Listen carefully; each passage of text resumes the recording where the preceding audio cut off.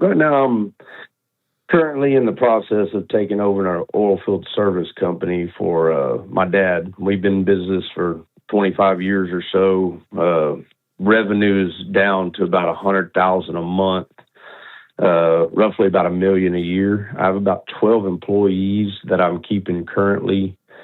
We're in a high stress environment where we're 24 hours a day, 7 days a week, 365 days a year, where we're running services. And my dilemma is the workforce and how to hire the right type of people that can do that type of work without right now running into insurance costs and a lot of safety issues, and we're having to work around, and doesn't seem to be a lot of blue collar hands out there these days. So I'm trying to scale up and take over this company from old, 20-year-old ways and bring it into, modern times. And I just figured I'd reach out to y'all and see if I could get some advice. Okay. So we're solving for hiring people to do the job. How can I best serve you? What I am is I'm changing over. Right now, the main dilemma I have is I'm leading the company. Like, it's been handed over to me without any of the paperwork and all the corporate, we're sub S and we're, all that stuff has to be changed over for me to have any real control over the company. When is that going to happen? That's the thing. My dad is 74. Mm-hmm. And how old are you? I am 44. Okay. So he has said that's what's occurring. Is he working day to day in the business anymore? No, he hasn't since COVID. Since before COVID is whenever we changed over. It was such a downfall. We had a decision, and I've decided to take the company and pick it back up and run with it. Okay, so why is the paperwork not done? Probably familiar, family. There's wives, stepmothers, had brothers. Do they own stock? No, nobody does. My dad is 100% owner. So why has your dad not signed the paperwork over to you? Everybody else is telling him not to? No. So what's the stepbrothers and mothers and all those people got to do with it?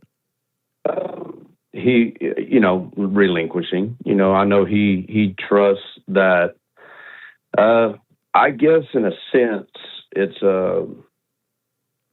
that's a good question. There really isn't a. Yeah, I think you go to coffee with him this week. I drink coffee with him every morning. Good. Dad, I love you. Yeah. And I think what you built here is incredible. I am losing patience with the paperwork. We need it to be done this month. Yeah. If you're going to turn this over to me, and you said you are, and you've given me all the responsibility, I need the paperwork done and the corporate and the checking account and all that put into my name this month. Yeah, I mean, all that, I'm able to sign on the accounts and I'm operating the company. He needs to put it in your name this month, Dustin. Yes, sir. That's what everybody's told me before I end up in a bad situation. Yeah, he's going to die and you're going to be screwed. Yeah, exactly. That's everybody dies, and if you don't have this handed over before everybody dies, you're going to be in a mess.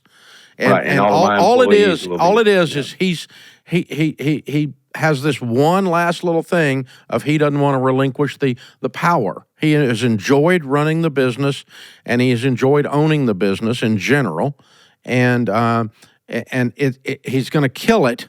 And he's going to do harm to his own son who he loves, and he's going to kill the business that he loves by not doing business well, and he needs to turn this over now. Yeah, before it's too late. Yeah, and you don't need summer is too late. Now. I agree. Okay, so that's the first thing. Now, the paperwork is now in your name. Now, what's the next thing we need to work on? You need to work on hiring, because blue collar, there's a shortage of people that want to work that dadgum hard. Right. I mean, we work tough and we're dirty, and there's not a lot of. I mean, it's hard work. What's a guy doing this kind of work make when they work for you?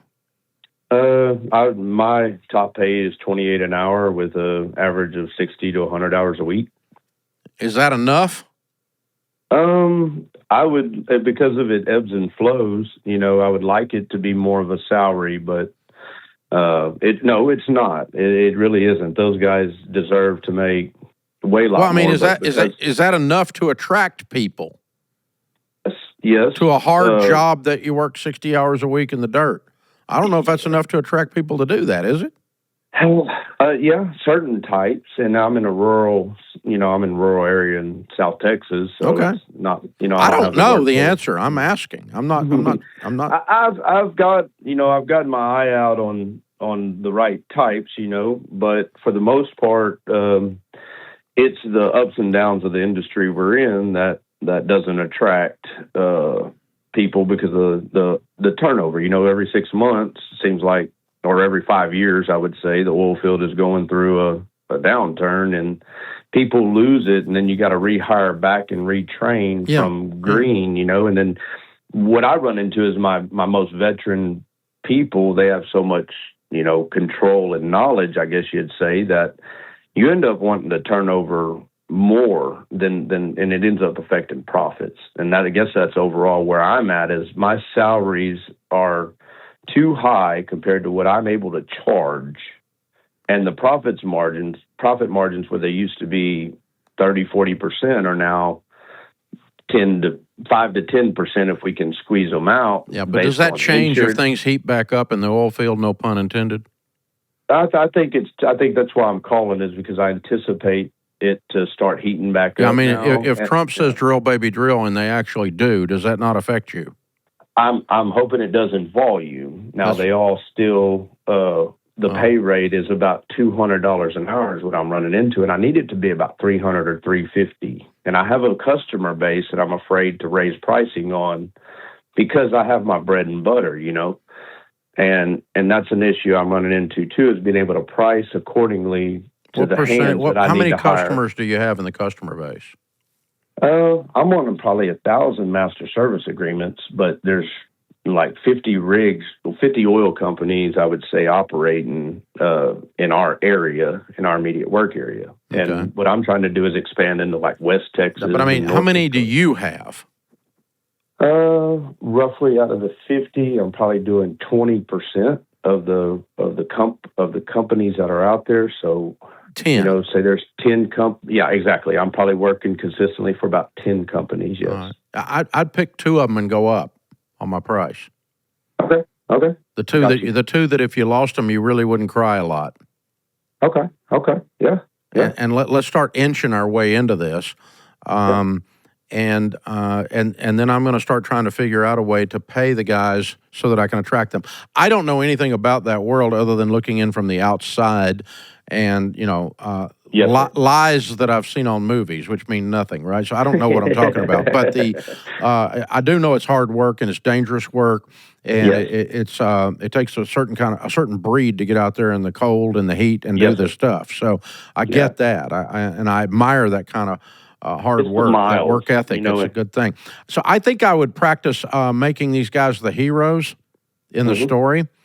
I agree. I'd remind them pretty regularly that they're manly men, that they're a rare breed, that they get stuff done that nobody else in America knows how to do and that is willing to do, and occasionally just roll a food truck up and feed them and their kids at the ballpark or something. Occasionally buy them some tickets to the San Antonio basketball team and see, let's do some stuff like that and just celebrate the men and their families a little bit for being the real frontier out there, and that's not money, but it says you have dignity. It says we appreciate you. It says we think you're cool. And when you do that kind of stuff, some of that's better than money. The reason I was asking if you were paying enough is I had a shortage of tech people here on the digital side at one point, and I was making the statement incorrectly for a while several years ago that there's a shortage. It's hard to find good people in this tech X world, this certain position I was trying to fill. And what I figured out was it's not hard to find them at all if you pay them. They line up. And so we weren't paying is why we couldn't find them. And I didn't realize that at the time. I didn't know it, but it was an easy solution for me once we figured that out. We went, okay, either if we pay them X, we can't make money on them, so we need to quit whining about not getting them. because we can't pay them X. We don't have the money. Or we need to pay them X and shut up and get them in here and get the work done. One of the two. And you could be facing the same thing. I don't know. That's why I brought that up. Are you paying enough? But that's what I would do. So I'd get the business get into your name as soon as possible. I'd raise prices on 2 of my 10 clients to begin the gradual process of adjusting prices to the modern world because they hadn't been raised in years in your situation. And I'd start celebrating the heroes that work for you in ways other than and in addition to their paycheck. And that's my 3 suggestions for your situation. I hope some of that helps you.